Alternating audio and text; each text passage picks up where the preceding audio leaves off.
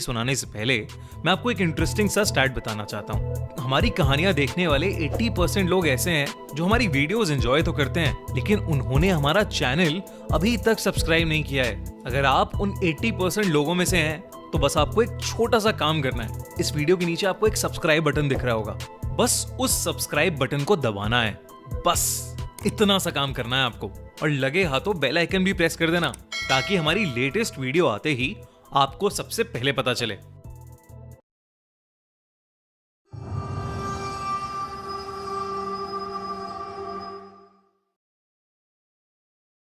कोहरा, दिल्ली की सर्दी के बारे में पूरा इंडिया जानता है।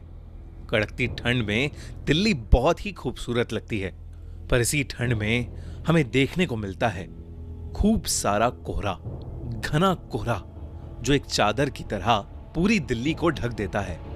पर क्या हो अगर ये कोहरा अपने साथ कुछ ऐसा लेकर आए जो आपकी जिंदगी ही बदल दे। आज की कहानी है याविन और उसके दोस्तों की। याविन और उसके दोस्त दिल्ली के बढ़ते पोल्यूशन से परेशान हो गए थे और कुछ समय के लिए दिल्ली से बाहर जाना चाहते थे। उन सभी ने मिलकर हिमाचल जाने का प्लान बनाया। 3 दिन बाद ही उन्होंने कैब हायर की और सुबह 4 बजे अपनी ट्रिप के लिए निकल गए। याविन और उसके दोस्तों को लेने आया ड्राइवर बहुत ही हंसमुख और खुश मिजाज था। कुछ ही समय में उस ड्राइवर की दोस्ती सभी से हो गई थी। उन लोगों को घर से निकले हुए करीब 4 घंटे हो चुके थे।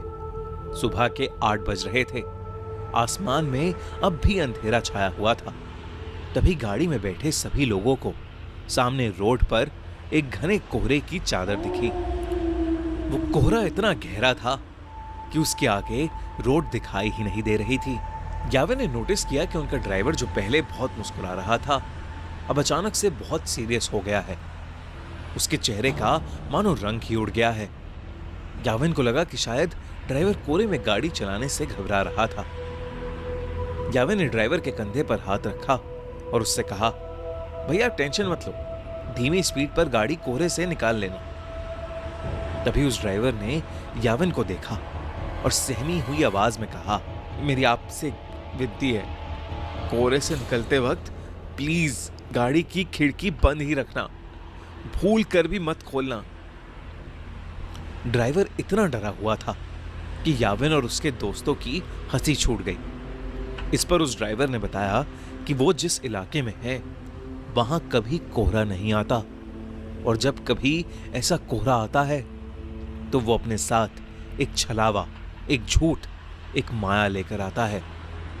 याविन और उसके दोस्तों को ड्राइवर की बात पर विश्वास नहीं हुआ। उन्होंने उसकी बात को अंधविश्वास बोलकर नकार दिया और देखते ही देखते उनकी गाड़ी कोहरे के अंदर चली गई। कोहरे की चादर उनकी उम्मीद से काफी बड़ी थी। ड्राइवर धीरे धीरे गाड़ी आगे चला तो रहा था, पर किसी को आगे का कुछ भी नहीं दिख रहा था। अचानक ही गाड़ी में बैठी रिया को अजीब सी बेचैनी होने लगी। उसे बिल्कुल सांस ही नहीं आ रही थी। वो ड्राइवर की बात को भूल गई और उसने गाड़ी का शीशा खोल दिया और अपनी गर्दन गाड़ी के शीशे से थोड़ी बाहर निकाल ली। खिड़की खोलते ही रिया को वापस सांस आई, लेकिन वो कोहरा अब गाड़ी के अंदर आ चुका था। कुछ ही सेकंड्स बाद जैसे ही रिया ने गाड़ी के अंदर देखा तो उसके होश ही उड़ गए। गाड़ी रोड पर चल रही थी, पर उस गाड़ी के अंदर रिया के अलावा और कोई नहीं था। रिया की सांस वही अटक गई। याविन, रवि और ड्राइवर तीनों ही गाड़ी से गायब थे। गाड़ी अपने आप आगे चल रही थी। रिया ने गाड़ी से कूदने के लिए गाड़ी का दरवाजा खोलने की कोशिश की, पर गाड़ी लॉक थी और जोर लगाने पर भी उसका लॉक नहीं खुल रहा था। वो जोर जोर से गाड़ी के अंदर चिल्लाने लगी। तभी कुछ ही देर में धीरे धीरे वो गाड़ी खुद ही रुक गई और दरवाजे का लॉक अपने आप खुल गया। रिया ने बिना कुछ सोचे समझे गाड़ी का लॉक खोला और गाड़ी से बाहर भागने लगी, पर उसे अपने आसपास घने कोहरे के अलावा और कुछ भी नहीं दिख रहा था। रिया चिल्ला चिल्ला कर मदद मांगने लगी। उसका दिल अब उसके शरीर से बाहर आ रहा था कि तभी उस कोहरे में कुछ दूर पर उसे एक काली परछाई दिखी जो एक बहुत ही बड़े आदमी जैसी लग रही थी। रिया मदद के लिए उस आदमी की तरफ भागने लगी, पर भागते हुए उसने ये देखा कि वो परछाई के करीब पहुंच ही नहीं पा रही है। वो परछाई हमेशा उतनी ही दूर होती जितनी पहले थी। इससे पहले रिया कुछ भी समझ पाती, उसे महसूस हुआ कि जैसे उसके पीछे कोई खड़ा हुआ है। रिया अब इतनी डर चुकी थी कि उसके अंदर पीछे मुड़ने की भी हिम्मत नहीं थी। पर हिम्मत करके जब रिया ने पीछे देखा, उसकी रूह कांप गई।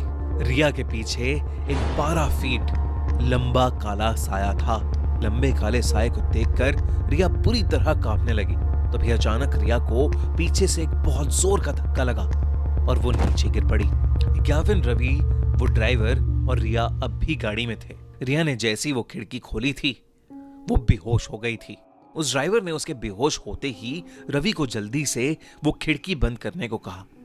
ग्याविन और रवि रिया की हालत देखकर उसे जगाने की कोशिश कर रहे थे और ड्राइवर बस बार बार एक ही चीज बोले जा रहा था, गाड़ी की खिड़की नहीं खोलनी चाहिए थी, नहीं खोलनी चाहिए थी गाड़ी की खिड़की।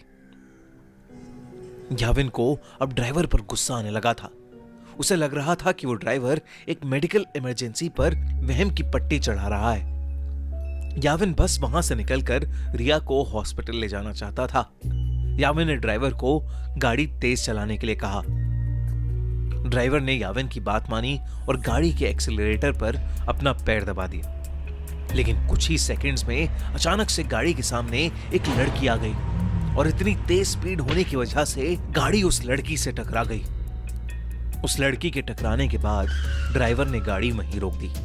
अब याविन और रवि की सांसें वहीं अटक गई थीं। याविन तुरंत गाड़ी से उतरकर उस लड़की को देखने गया। उसने देखा कि एक लड़की खून से लथपथ रोड पर उल्टी पड़ी हुई थी। याविन ने जैसे ही उसकी शक्ल देखने के लिए उसे पलटा, उसका दिल दहल गया। वो खून से लथपथ पड़ी लड़की कोई और नहीं बल्कि याविन की दोस्त रिया थी।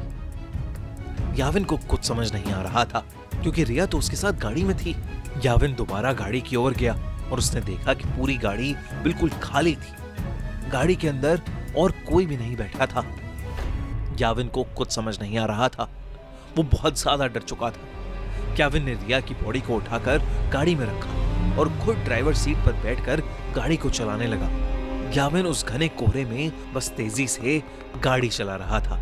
तभी उस चलती हुई गाड़ी के सामने वही 12 फुट लंबा काला साया आ गया और याविन का गाड़ी की स्टीयरिंग पर से कंट्रोल बिगड़ गया और वो गाड़ी रोड के एक साइड के एक पेड़ से जाकर टकरा गई। अगली सुबह उनकी गाड़ी एक पेड़ से टकराई हुई मिली जिसमें ड्राइवर, याविन, रवि और रिया थे। वो चारों उस कोहरे की रात जिंदा तो बच गए, लेकिन यावी के सर पर चोट आने की वजह से उसका मानसिक संतुलन बिगड़ गया और रिया को इतना गहरा सदमा लगा कि अब उसे हर जगह सिर्फ वही काला साया दिखता है।